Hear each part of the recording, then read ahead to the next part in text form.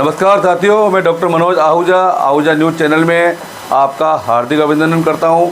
आज हम आपके लिए लेकर के आए हैं अजमेर ब्यावर केकड़ी से संबंधित महत्वपूर्ण खबरें तथा कानून की विशेष जानकारियां, जो कि आहूजा न्यूज़ बुलेटिन का मुख्य उद्देश्य है। आपको बता दें, आहूजा न्यूज़ चैनल का मुख्य उद्देश्य आपको कानून की विशेष जानकारियाँ देना है, क्षेत्र की समस्याओं की आपको जानकारी देना है, साथ ही आपके साथ कोई समस्या है तो उसको उचित मंच तक पहुंचाना हमारा मुख्य उद्देश्य है। इन्हीं उद्देश्यों के साथ आहूजा न्यूज़ चैनल लगातार प्रगति और आगे बढ़ रहा है। आपने यदि हमारा न्यूज़ चैनल सब्सक्राइब नहीं किया है तो कृपया आप भी हमारा न्यूज़ चैनल सब्सक्राइब करके हमारे आहूजा परिवार के सदस्य बने। तो आइए देखते हैं आज की विशेष खबरें आहूजा न्यूज़ बुलेटिन के। बॉम्बे हाई कोर्ट की औरंगाबाद बेंच ने हाल ही में महाराष्ट्र विद्युत नियामक आयोग और महाराष्ट्र राज्य विद्युत वितरण कंपनी लिमिटेड को अगले आदेश तक एक वकील के कार्यालय को वाणिज्यिक प्रतिष्ठान के रूप में बिल करने से रोक दिया।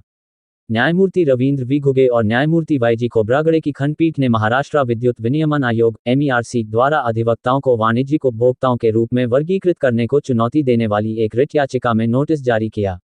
अदालत ने अध्यक्ष, MP बिजली बोर्ड और अन्य के फैसलों का हवाला दिया। वी. शिव नारायण और अन्य 2005 धनराज सिंह चौधरी बनाम नाथूलाल विश्वकर्मा 2012 और तहसील बार एसोसिएशन, सदर तहसील परिसर, गांधीनगर, गाजियाबाद बनाम यूपी पावर कॉर्पोरेशन लिमिटेड और अन्य 2023। तहसील बार एसोसिएशन मामले में इलाहाबाद उच्च न्यायालय के फैसले में कहा गया कि वकीलों द्वारा की जाने वाली गतिविधियां व्यावसायिक गतिविधि नहीं हैं और व्यावसायिक प्रतिष्ठानों से ली जाने वाली बिजली दरें वकीलों के चैम्बरों पर लागू नहीं की जा सकती। अदालत ने कानूनी पेशे की गैर व्यावसायिक प्रकृति पर जोर दिया। अदालत के अधिकारियों के रूप में अधिवक्ताओं के कर्तव्य और बार काउंसिल ऑफ इंडिया के नियमों के अनुसार व्यावसायिक या वाणिज्यिक गतिविधियों में शामिल होने पर प्रतिबंध पर प्रकाश डाला। इलाहाबाद HC ने आगे निर्देश दिया कि वकीलों द्वारा अपने चैम्बरों में बिजली की खपत का शुल्क यूपी विद्युत नियामक आयोग द्वारा घरेलू उपयोगकर्ताओं के लिए अनुमोदित दर पर लिया जाना चाहिए। धनराज सिंह चौधरी बनाम नाथूलाल विश्वकर्मा मामले में शीर्ष अदालत ने कहा कि कानूनी पेशा एक महान पेशा है, न कि कोई व्यवसाय या व्यापार। अध्यक्ष, MP विद्युत बोर्ड और अन्य बनाम शिव नारायण मामले में सुप्रीम कोर्ट ने कहा कि कानूनी पेशे में व्यावसायिक गतिविधि शामिल नहीं है। अदालत ने एक वकील द्वारा बिजली की खपत के लिए वाणिज्यिक दरों के आवेदन को खारिज कर दिया और कानूनी पेशे के गैर व्यावसायिक चरित्र पर जोर दिया।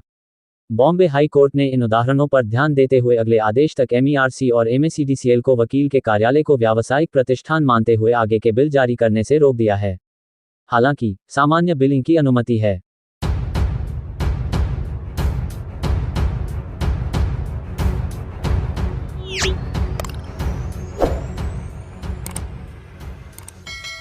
जल जीवन मिशन के टेंडरों में फर्जी दस्तावेजों के आधार पर लिए हजारों करोड़ रुपए के कार्यादेशों पर कार्यवाही के मामले में हाई कोर्ट ने सरकार से कार्यवाही की रिपोर्ट मांगी।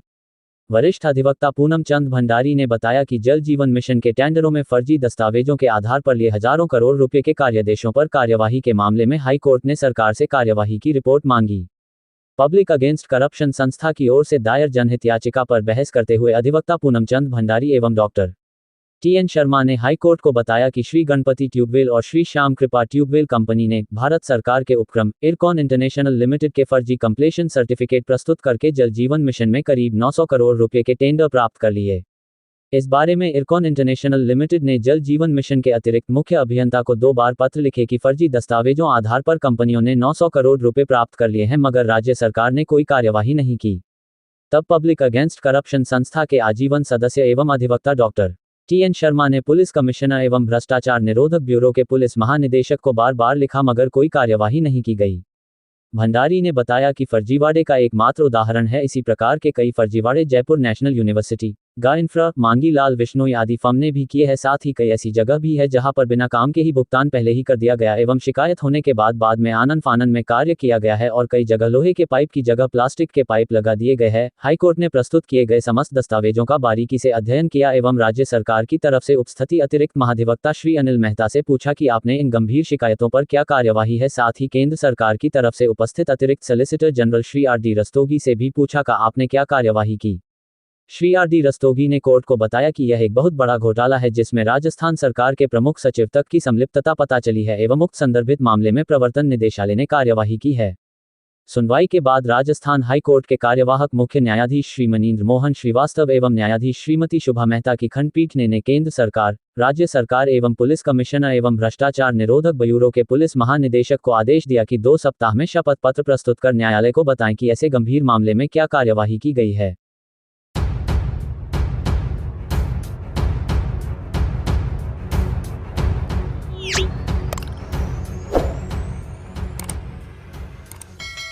भाजपा जिला कोषाध्यक्ष आशीष सांड ने जाट छात्रावास विजयनगर में आयोजित फुटबॉल प्रतियोगिता में बतौर मुख्य अतिथि के रूप में खिलाड़ियों का मनोबल बढ़ाते हुए कहा कि खेल खेलने से बच्चे दिमागी रूप से विकसित होते हैं और उनकी सोचने समझने की क्षमता विकसित होती है। खेलकूद बच्चों को अनुशासन, नेतृत्व क्षमता एवं विपरीत परिस्थितियों से लड़ने की कला सिखाता है। उन्होंने कहा कि जो नित्य खेल में हिस्सा लेते हैं, खेलने से उनका मानसिक मजबूती, टीम सहभागिता, नेतृत्व कौशल, समस्याओं का समाधान करने की क्षमता और स्वतंत्रता विचार की विकास होता है। आशीष सांड द्वारा प्रतियोगिता का शुभारंभ फीता काटते हुए और वॉलीबॉल को प्रथम किक मारकर खिलाड़ियों का उत्साहवर्धन किया। इस मौके पर जिला कोषाध्यक्ष आशीष सांड, पूर्व भाजयुमो मंडल अध्यक्ष सतीश ओझा, भाजयुमो जिला आईटी संयोजक Gyanchand Prajapat, Sudhir Joseph secretary football Ajmer, संयोजक ऋषि पटेल कोच नई दिल्ली, टीकम चंद कलवार व्याख्याता आदि कार्यकर्ता मौजूद थे।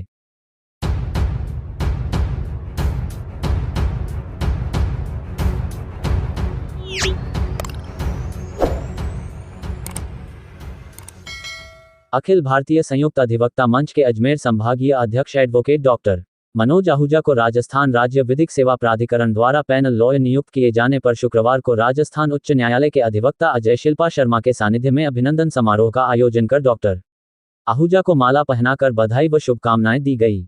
समारोह में हाईकोर्ट बार के अधिवक्ता रविंद्र पालीवाल, राम सिंह राठौड़, आशिंद्र गौतम, नितिन शर्मा, पुखराज चावला, करण सिंह राजावत, उत्कृष्ट आर्य सहित अन्य अधिवक्ताओं ने आहूजा को माला पहनाकर अभिनंदन करते हुए बधाई व शुभकामनाएं दी।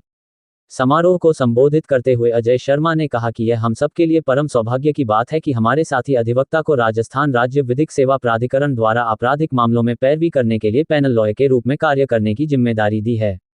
उन्होंने कहा कि इससे पूर्व आहूजा को लोक अभियोजक के रूप में भी कार्य करने का मौका मिल चुका है, तब आहूजा की सराहनीय सेवाओं के लिए उन्हें कई बार सम्मानित किया जा चुका है। ऐसे में हमें ये पूर्ण विश्वास है कि आहूजा अपना काम पूर्ण निष्ठा व ईमानदारी से करेंगे। वहीं इस मौके पर अधिवक्ता डॉक्टर मनोज आहूजा ने अपने उद्बोधन में पैनल लॉयर के कार्य एवं दायित्वों पर विस्तार से प्रकाश डालते हुए इस दायित्व का निर्वहन ईमानदारी से करते हुए अधिवक्ता पद की गरिमा को बढ़ाना मुख्य उद्देश्य बताया। कार्यक्रम के दौरान अजय शिल्पा सहित अधिवक्तागण ने आहूजा का माल्यार्पण व साफा पहनाकर अभिनंदन किया गया। इस दौरान अन्य अधिवक्ता भी मौजूद रहे।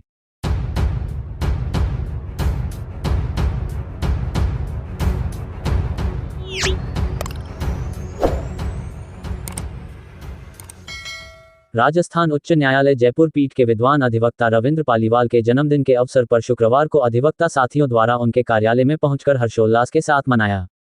अधिवक्ता साथी अजय शर्मा और नितिन शर्मा ने बताया कि उनके अजीज मित्र का जन्मदिन यूं तो 1 जनवरी को था, लेकिन उक्त दिवस को न्यायालय का अवकाश होने की वजह से उनका जन्मदिन नहीं मनाया जा सका। लेकिन आज अधिवक्ता योजनाबद्ध तरीके से सरप्राइज गिफ्ट देते हुए उनका माला पहनाकर अभिनंदन किया व केक काटकर हार्दिक बधाई व शुभकामनाएं दी।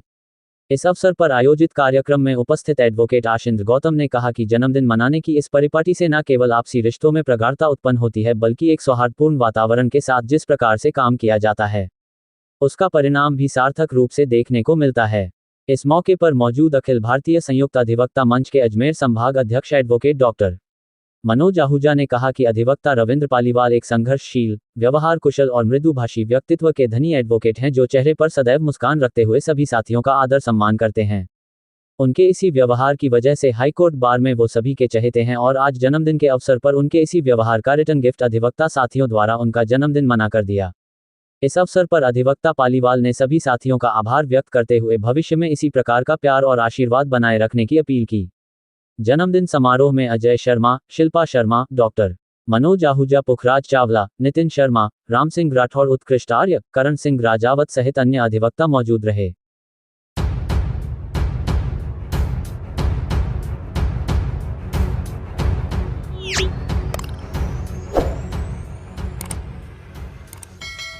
कस्बे में शुक्रवार को मसूदा के पूर्व विधायक राकेश पारीक के नेतृत्व में भिनाए क्षेत्र के ग्रामीणों ने गत दिनों सिंगावल चौराहे NH 48 पर हुए घटना में निर्दोष व्यक्तियों पर दर्ज झूठे मुकदमों को वापस लेने तथा इस मामले में दोषी पुलिसकर्मियों के विरुद्ध सख्त कानूनी कार्यवाही करने व केंद्र सरकार द्वारा पारित तानाशाही कानून को जनहित में वापस लिए जाने की मांग को लेकर उपखंड अधिकारी को सौंपा ज्ञापन में बताया कि गत दिनों सिंगावल चौराहे NH 48 पर शांतिपूर्ण विरोध प्रदर्शन कर रहे आम नागरिकों को पुलिस प्रशासन द्वारा भारी मात्रा में तैनात पुलिस कार्मिकों से लाठीचार्ज करवाकर NH गैस के गोले छोड़े जाकर अमानवीय अत्याचार किया गया, जबकि प्रदर्शनकारी शांतिपूर्ण तरीके से खाना बनाकर खा रहे थे।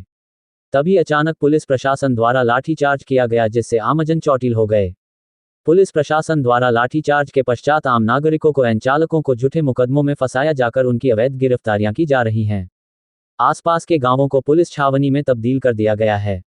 एन पुलिस द्वारा घरों में घुसकर मनचाहे व्यक्तियों को उठाकर पुलिस थाना भिनाई में बंद किया जा रहा है, जिससे निर्दोष आमजन नागरिकों में भय व्याप्त है तथा इस कड़ाके की ठंड में घर छोड़कर बाहर रात गुजारने को मजबूर है। पुलिस प्रशासन द्वारा निर्दोष व्यक्तियों के साथ पुलिस थाने में मारपीट की जा रही है। गत 4 दिनों से अवैध रूप से व्यक्तियों को डिटेन कर उनके साथ अमानवीय व्यवहार किया जा रहा है। पुलिस प्रशासन की इस अवैध कार्यवाही से निर्दोष नागरिकों में पुलिस प्रशासन के खिलाफ भारी आक्रोश उत्पन्न हो रहा है, जो कभी भी उग्र रूप धारण कर सकता है। यदि पुलिस अत्याचार से किसी निर्दोष व्यक्ति की मृत्यु कारित हो जाती है तो उसे हत्या की श्रेणी में अपराध माना जाएगा। पुलिस प्रशासन को इस अमानवीय विधि विरुद्ध कार्यवाही से तत्काल रोक लगाने की मांग की। उन्होंने पुलिस प्रशासन द्वारा निर्दोष व्यक्तियों के विरुद्ध बनाए गए मुकदमों को वापस लेने एवं दोषी पुलिसकर्मियों के विरुद्ध सख्त कानूनी कार्यवाही करने की तथा केंद्र सरकार द्वारा पारित तानाशाही कानून को जनहित में वापस लिए जाने की मांग की। ज्ञापन देने वालों में कांग्रेस नेता संग्राम सिंह गुर्जर, अवधेश पारीक, विजय धाभाई, सांवर लाल जाट, ग्राम पंचायत सिंगावल, पडांगा, कराटी, एकल सिंगा, देवपुरा, छछुंद्रा, बांदनवाड़ा, सथाना, दौलतपुरा, राताकोट, सोबडी सहित सभी आसपास की सभी ग्राम पंचायतों के ग्रामीण शामिल थे। अब पंजाब का ड्राइवर अगर गाड़ी को तोड़ फोड़ कर गया या पुलिस से अकड़ गया या हरियाणा का अकड़ गया या यूपी का अकड़ गया या कोटपुतली का अकड़ गया, इसका दोष इन बड़े बड़े लोगों को ऐसे थोड़ी छोड़ेंगे। और इतना जंगल राज भी नहीं हुआ है। राजनीति है, लोकतंत्र है, तो चलती रहती है। आज राज किसका कल किसका, उससे कोई दिक्कत नहीं है। लेकिन आप तीनों अधिकारी को यहाँ बुलाओ और हमें बताओ, नहीं तो हम यहीं इनको हम संतुष्ट होंगे। जो आपके मुलजिम है उनको आप पेश करो और अब लोगों को तंग करना बंद करो। एक लड़का साथ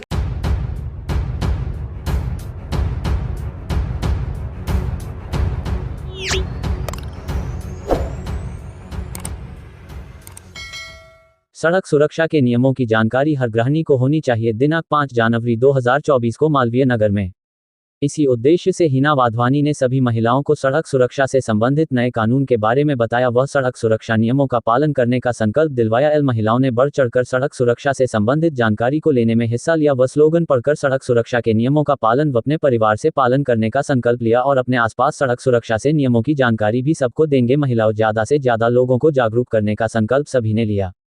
कहते हैं ना कि परिवार में एक महिला जागरूक हो तो पूरा परिवार संभल जाता है। अगर हर महिला सड़क सुरक्षा नियमों को पालन करने का संकल्प ले और अपने परिवार को नियमों को पालन करने के लिए प्रेरित करें तो निश्चित ही दुर्घटनाओं में कमी आएगी।